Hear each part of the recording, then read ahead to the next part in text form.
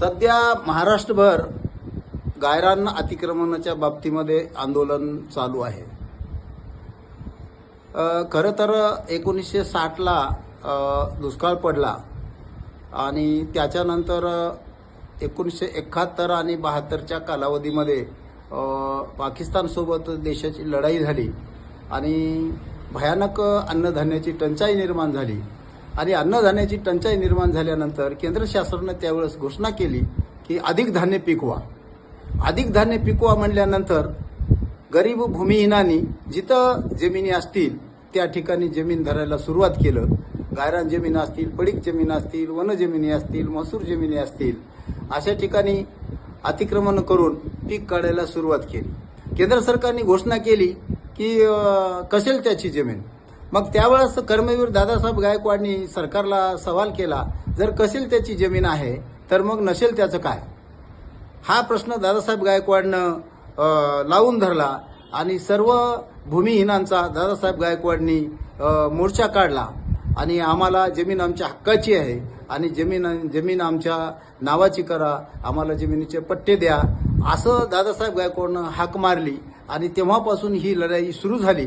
जमीन हक्काची लढाई सुरू झाली. 71 पासून 78 पर्यंत लढाई सुरू झाली आणि वेगवेगळे मोर्चे, वेगवेगळे आंदोलनं करायला सुरुवात झाली. त्यावेळेस नाईलाजानं 1978ला सरकारला एक GR काढून ज्या ठिकाणी सरकारी जमिनीवर, गायरान जमिनीवर, वन जमिनीवर, पडीक जमिनीवर भूमिहीनांना शेतीसाठी अतिक्रमण केलं असेल, अशा अतिक्रमण करणाऱ्या लोकांना त्यांच्या नावच्या सातबारा द्या, असा GR 78ला काढला. आता 78ला GR निघतंय आणि जमीन लोकांच्या नावावर होती, ही लोकांमध्ये सगळीकडे महाराष्ट्रभर लोन गेलं आणि पुन्हा जमिनीवर अतिक्रमण वाढायला लागले. असे अतिक्रमण वाढले की खूप अतिक्रमण वाढले. मग गायरान जमीन ही गावच्या ताब्यात असते आणि ग्रामपंचायतच्या ताब्यात असते आणि गायरान जमीन कसणारे लोक हे सगळे मागासवर्गीय आणि दलितच सर्व माणसं असल्यामुळे गावोगाव दलित आणि सवर्ण हा तणाव निर्माण व्हायला लागला. बऱ्याच ठिकाणी सवर्ण आणि दलितावर बहिष्कार टाकले. गावामध्ये चक्कीवर दळण द्यायचं नाही, दुकानावर सामान द्यायचं नाही, काम लावायचं नाही, अशा पद्धतीनं दलितावर बहिष्कार पडायला सुरुवात केली.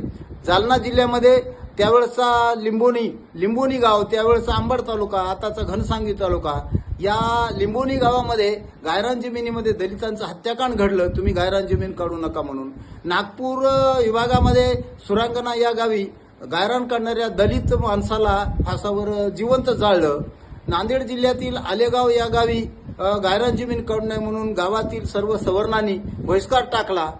पालम तालुक्यातील वाडी बुजुर्ग या गावी गायरान जमीन काढू नये म्हणून गायरान जमीन काढणाऱ्या लोकांवर गावातील सवर्णांनी बहिष्कार टाकला आणि ही लढाई अशी वाढत गेली. आणि त्यावेळेस प्रकाश आंबेडकर, बाळासाहेब आंबेडकर यांच्या नेतृत्वाखाली भूमिहीन हक्क संरक्षण समिती स्थापन झाली आणि त्या समितीच्या वतीनं ज्याच्या हाताला घट्टा त्याच्या नावचा पट्टा आणि गायरान जमीन कसणाऱ्याला सातबारा द्या, अशी मागणी घेऊन मुंबई विधानसभेवर 2 लाखाचा मोर्चा त्यावेळेस निघाला.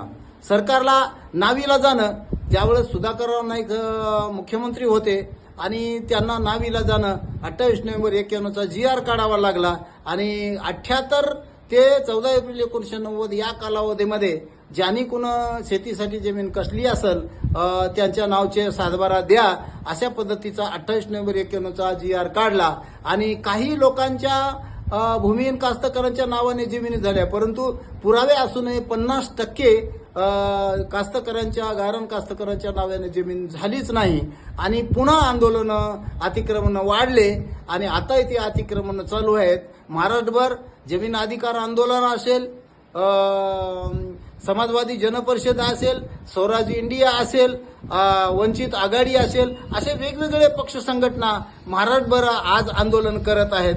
मध्यंतरी मुंबई हायकोर्टाचा एक निकाल लागला की ज्यांनी गायरान जमिनीवर अतिक्रमण केलं असेल ते हटवा, परंतु त्या निकालाचा मराठवाड्यातल्या गायरान जमीन अतिक्रमणाचा अर्थार्थी काही संबंध नाही. त्याच्यानंतर 2011ला एक निकाल लागला होता सुप्रीम कोर्टाचा आणि सुप्रीम कोर्टाच्या निकालात असं लिहिलं होतं, म्हणजे तो पंजाबच्या प्रश्नावरचा निकाल होता आणि सुप्रीम कोर्टानं सांगितलं की गायरान जमिनीवर किंवा सरकारी जमिनीवर अतिक्रमण असले तर हटवा. सरकारनं काय केलं की मुंबईचा जो निकालाचा संदर्भ दिला आणि 2011च्या सुप्रीम कोर्टाचा संदर्भ दिला आणि गायरान कास्तकऱ्यांना तहसीलदारामार्फत नोटिसा द्यायला सुरुवात केली की तुमचं अतिक्रमण हटवा.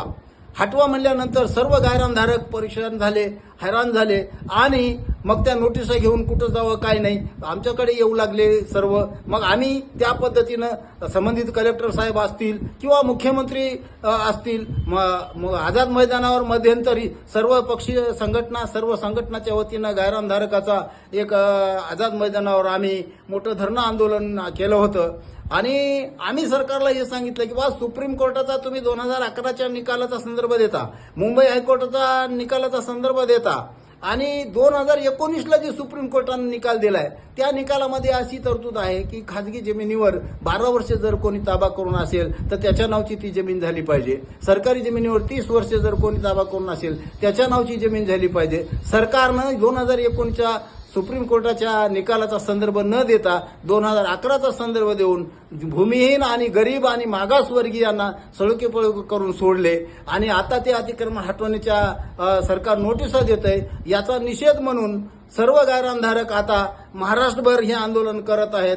एक दिवस मुंबई विधानसभेवर हा मोर्चा धडकणार आहे. किती लाखोनं गायरानधारक त्या ठिकाणी जमतील आणि हे आंदोलन आता चिघळत जाणार आहे. सरकारला आम्ही गंभीर इशारा देतो की तातडीनं आताच्या माननीय मुख्यमंत्री एकनाथ शिंदे आणि ह्या सरकारने उपमुख्यमंत्री देवेंद्र फडणवीस हे असतील किंवा अजित पवार मुख्यमंत्री असतील यांना आमची विनंती आहे की त्यांनी आता 28 नोव्हेंबर 91ला जसा GR काढला तसा GR आता काढावा आणि सर्व मागासवर्गीय गायरान कास्तकारांना ह्या जमिनी 7/12 मालकीच्या द्याव्यात.